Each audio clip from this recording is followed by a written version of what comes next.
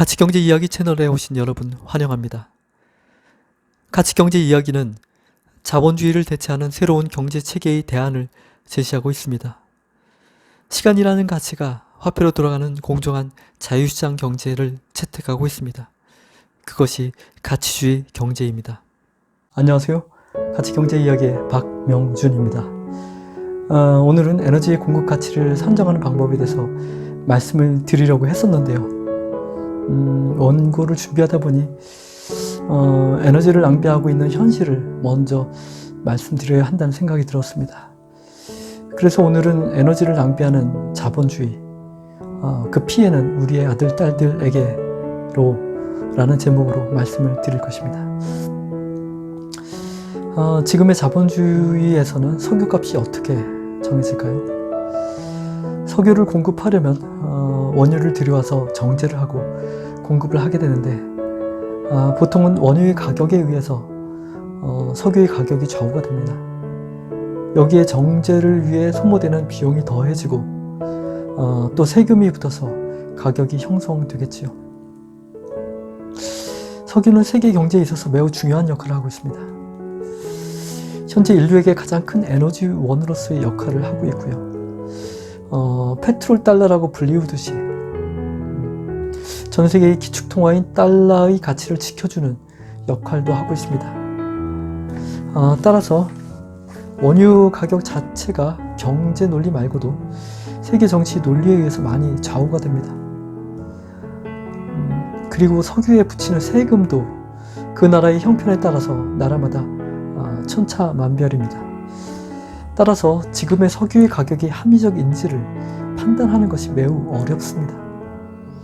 석유가 아닌 원유의 가격으로만 판단하더라도 전 세계의 기축통화인 달러의 가치 보존을 위해서 원유의 가격이 안정적으로 유지되어야 하는 역할이 있기 때문에 원유의 가격이 현실적인 가격보다는 많이 못 미치도록 억제되고 있는 측면을 우리는 볼 수 있어야 합니다.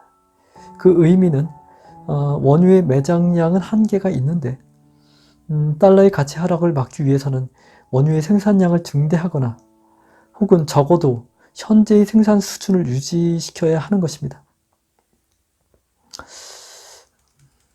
이것은 언젠가는 한계에 다다를 수밖에 없는 일입니다. 그 시점이 오면,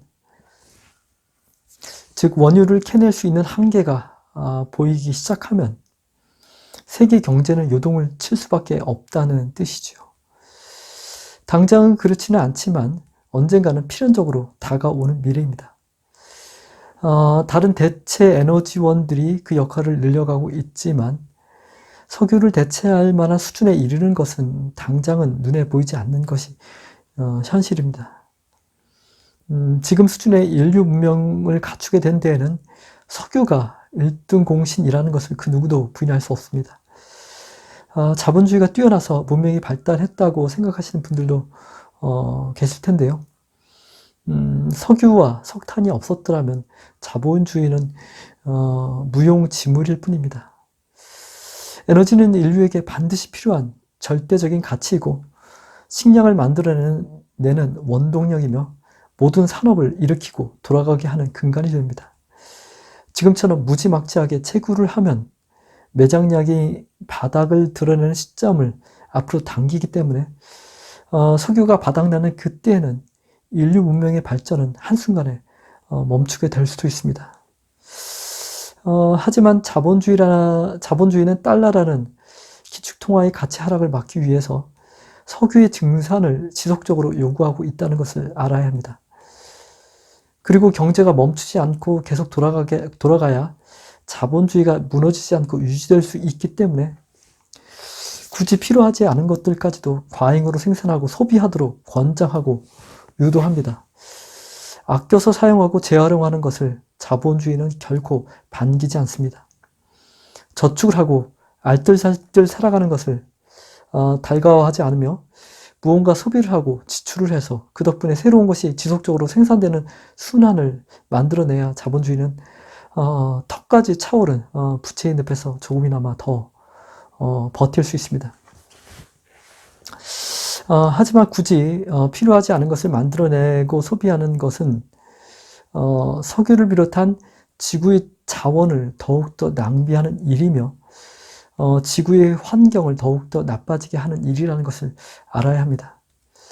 석유와 같은 에너지원이 고갈이 되고 환경의 재앙으로 농산물의 생산이 직접적으로 타격을 입는 시점이 우리 인류의 앞으로 다가오는 것이 점점 더 앞당겨지고 있는 것입니다. 지금 살고 있는 사람들한테는 남의 일이 될 수도 있습니다. 하지만 우리의 아들, 딸들이나 손자들은 그 피해를 분명히 입게 될 것입니다. 석유의 매장량이 그 바닥을 드러내는 시점이 되면 정치의 논리에 좌우되지 않고 석유의 가격은 반드시 오르게 됩니다. 그것은 곧 달러 가치의 하락을 의미합니다. 달러의 가치 하락은 전 세계 화폐의 위기를 의미합니다. 이 세상에서 통용되는 모든 화폐가 가치의 하락을 면하지 못할 것입니다. 이것은 경제 위기를 넘어서는 엄청난 경제의 재앙이 될 것입니다. 그리고 더 나아가서 석유가 부족해지는 시점이 되고 대체 에너지원이 석유가 하던 일을 충분하게 대체하지 못한다면 전 세계의 경제가 더 큰 위기를 맞이하게 됩니다. 에너지원 자체가 부족하기 때문에 식량 생산과 공산품의 생산이 큰 타격을 입게 됩니다. 우리에게 필수적인 수많은 서비스들이 축소될 수밖에 없습니다. 예를 들어서 비행기를 타고 여행을 가는 것이 매우 힘들어지는 것이죠. 지구 전체의 경제 규모가 축소되며 인구에 비해 필요한 가치가 제대로 생산되지 않아서 부족해지는 가치 위기가 오는 것입니다. 가치 위기에 대해서는 만약에 경제 위기가 온다면 어떻게 해야 하나 라는 제목의 영상에서 이미 설명을 드렸습니다. 경제 위기의 다음 단계가 화폐 위기이고 그 다음 단계가 바로 가치 위기라고 말씀드렸습니다. 따라서 단지 경제 위기를 막기 위해서 혹은 기축 통화권을 지켜내기 위해서 석유의 가격을 인위적으로 낮추는 일을 하지 않는 것, 석유를 아껴서 사용하도록 유도하고 소비를 줄이는 것, 그리고 경제를 돌리기 위해서 필요하지 않은 것을 생산하고 소비하는 일을 하지 않도록 하는 것, 그리고 필요한 것들을 낭비하지 않고 아껴서 사용할 수 있도록 하는 것은 우리 인류가 지금의 문명을 지속시키기 위한 필수적이며 유일한 선택일 것입니다. 하지만 이것은 화석 연료의 가치 상승을 막아야 겨우 생명을 연장할 수 있는 자본주의라는 경제 체계로서는 불가능한 일입니다. 생산과 소비를 지속적으로 늘려가야 하는 것을 피할 수 없는 자본주의는 생산이 줄어드는 것을 감당할 수 없습니다. 거품이 점점 더 커져야 경제가 숨을 쉴 수 있고 돌아오는 부채를 더 큰 부채로 막아야 그 생명을 연장할 수 있습니다. 따라서 자본주의 경제는 소비를 늘려야 하며 생산을 늘려야 합니다.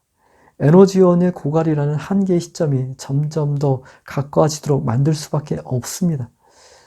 그래서 자본주의를 대체하는 경제 체계를 준비하는 것이 매우 시급한 일이라는 것을 알아야 합니다. 보조적이고 임시적인 대비가 아니며 만약을 위한 대비도 아닙니다. 먼 미래를 위한 대비는 더더욱 아닙니다. 필수적이고 필연적인 준비이며 우리의 아들, 딸들에게 남겨주는 가장 큰 선물이 될 것입니다. 오늘은 에너지 공급 가치에 대해서 논하기 전에 에너지를 낭비하게 만드는 자본주의의 문제점에 대해서 말씀을 드렸습니다. 우리가 무언가를 공짜로 사용하는 것은 원래 되지 않는 일입니다. 무언가를 값싸게 이용할 수 있다면 그에 대한 대가는 나중에 어떻게든지 지불하게 되어 있습니다. 당장은 땅속에 있는 화석연료를 마음껏 캐내서 원하는 대로 사용하는 것이 가능하지만 그것은 화석연료의 고갈과 환경의 악화라는 두 가지 문제점을 낳게 됩니다. 그리고 이들 두 가지 문제에 대한 피해는 우리의 후손들이 고스란히 받게 됩니다. 에너지원의 부족은 식량의 부족과 재화나 서비스의 부족으로 이어지게 됩니다. 경제의 축소, 경제의 위기 정도가 아니라 화폐의 위기를 넘어서서 경제의 붕괴로 이어질 것입니다. 사람들은 많은데 먹고 살 것이 부족하다면 여기저기서 다툼이 생기고 국가 간에 전쟁이 발발하는 것도 어렵지 않게 예상할 수 있습니다. 더군다나 이것은 일시적인 현상이 아니라는 데 더 큰 문제가 있습니다. 고갈된 에너지원이 다시 생겨나지는 않을 테니까요. 대체 에너지원이 그 역할을 제대로 하기까지 인류는 극심한 고통을 겪어야 하며 문명은 퇴보하게 될 것입니다. 다가오는 앞날을 내다보지 않는다면 그 사람은 지극히 어리석은 사람일 것입니다. 앞날을 내다보아서 앞으로 무슨 일이 있을지를 알면서도 이에 대해서 준비하지 않는다면 그는 더욱더 어리석은 사람일 것입니다. 후손들에게는 피해가 가게 되지만 자신은 손해볼 것이 없다라고 생각한다면 그는 지극히 이기적인 사람일 것입니다. 우리가 살아가는 이유는 나 혼자 잘 먹고 잘 살기 위해서가 아닙니다. 우리가 함께 살아가는 이유는 서로의 필요를 채우기 위해서입니다. 그리고 우리가 날마다 더 나은 삶을 원하게 되는 것은 더 나은 세상을 만들기 위해서입니다. 나 혼자만 잘 살기 위해서 다른 사람들을 희생시킨다면 그 인생의 의미를 무엇이라고 말해야 할까요? 우리가 원하든지 혹은 원하지 않든지 자본주의는 현재를 살아가는 사람들이 자신의 욕심을 채우기 위해서 지구의 자원을 낭비하고 환경을 희생시키는 일을 강요하고 있습니다. 후손들에게 필수적인 먹거리를 포함한 재화 서비스의 생산 환경을 우리가 당겨서 마구마구 써버리고 있는 것입니다. 이대로 가다가는 후손들의 극심한 고통은 피할 수 없으며 후손들의 원망은 하늘을 찌를 것입니다. 지금 우리가 할 수 있는 최선은 더 이상 에너지를 낭비하지 않는 그러한 경제의 체계를 준비하는 것입니다. 우리 후손들에게 지금보다 더 나은 세상을 물려주지는 못하더라도 지금보다 훨씬 더 못한 세상을 물려주어서는 안 될 것입니다.